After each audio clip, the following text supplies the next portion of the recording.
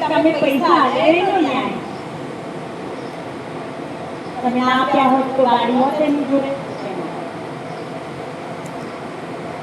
તમે એને ઘર ના લઈ આપ્યું તો ઘર હોત એને અમદાવાદમાં.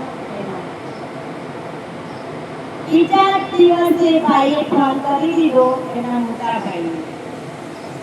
આ બધી વાત કરી દીધી વિગતમાં કે ભાઈ હું જ્યારે જ્યારે આપણા પ્રસંગોમાં આવ્યો હોય આજે આપી હોય ત્યારે હું બસમાં જ આવ્યો છું અને મારો દીકરો તારી દીકરીઓને લઈને આવે જગ્યામાં પણ મને લાવતો નથી. તો એની સામે મારે એના માટે શું કરવું જોઈએ? એને જે મેં પૈસા આપે પાછા લઈ લેવા જોઈએ. સાહિત્ય લઈ લેવા જોઈએ. મોટા ભાઈ કહી દીધું, ભત્રીજાએ કહી દીધું, બરાબર છે કાકા, તમે તમારી કહેવાય છે. ત્રીજા દિવસે ફોન આવ્યો કે પપ્પા શું હતું કે તને જેને જે કીધું એ જ હતું, બીજું કાંઈ નહીં. શું સમાચાર મળ્યા કે તમે?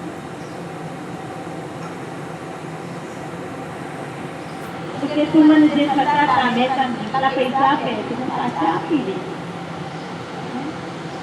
એ જો તું તારી ગાડીમાં મને ના બેસાડી શકતો હોય, તે ઘર રાખીમાં અમને રહેવા ના બોલે તો અમારે તને સાચવવાનો મતલબ શું?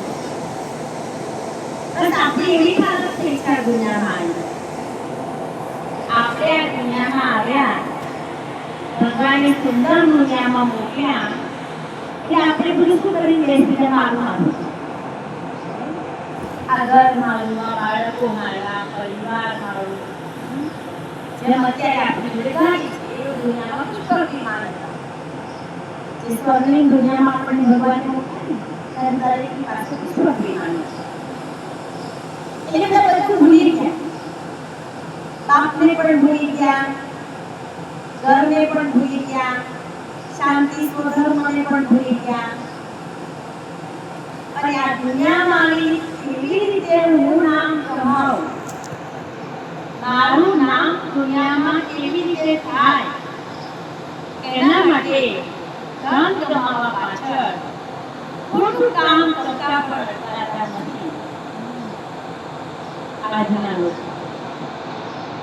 ખોટી રીતે ધન કમાય, પાપ કરીને પણ પૈસો કમાય. હવે આપણે સૌ જાણીએ છીએ જ્યારે આપણે આ દેહ ત્યાગ કરીને જે વિચારતા હતા ઉપરવાળાએ એવું કહ્યું હશે કે એટલી જમીન ભેગી કરી તો કેટલા પરબો બંધાયા, કેટલા બંગલા બાંધ્યા, એનો હિસાબ માંગ્યો હશે ઉપરવાળે. કેટલું પુણ્ય કર્યું, કેટલી દુઆઓ લીધી બીજાની, એનો હિસાબ ઉપરવાળો માંગે. આપણે સુંદર ભજન તો ગાઈ લઈએ છીએ, આવેલા કોઈ કાયમ ના રહી શકે, ક્યારે જવું નથી ના થઈ શકે, વારો ફરતી રવાના થવાના, અહીંનું અહીં છોડીને જવાના. ખબર છે ને કોઈ ઘોડો પહેરેલો હશે ને હાથમાં કોઈ રાખશે એ કોઈ અહીંનું કાંઈ આપણે સાથે નહીં લઈ જવું. ગમે એટલું ધન માલ મિલકત કમાઈ કમાઈને બેંકમાં મૂકેલી હશે આપણે કે અંતમાં કામમાં આવે પણ આટલા નહીં આવે કામમાં. અને આપણે ના તો પુણ્ય કર્યું આપણા હાથે, ના તો ક્યાંય ધર્માર્થું કર્યું અને ખાલી ભેગું કરવામાં જ સમજાય. તો શું ગેરંટી આપણા પાછળ આપણા દીકરાઓ પુણ્ય કરશે સારા નહીં કરે દાખલા પડવાનું. મારા ઘરના દીકરાઓ સીધા એમ જ કહેશે કે બાના દાગીના કેટલા હતા, બાની બેંકમાં ચોપડી ખોલો બાર છે કેટલા રૂપિયા તું ઉપાડી લો કરો ભાગે. એટલે સુધી મેં જોયેલું છે કે સાસુના કપડાઓના ભાગ કર્યા વગર દીકરીઓને નહીં આપ્યા, વહુએ જ નહીં દીધા. એ દીકરીઓ તો પરાઈ થઈ ગઈ. જુઓ આ કર્યું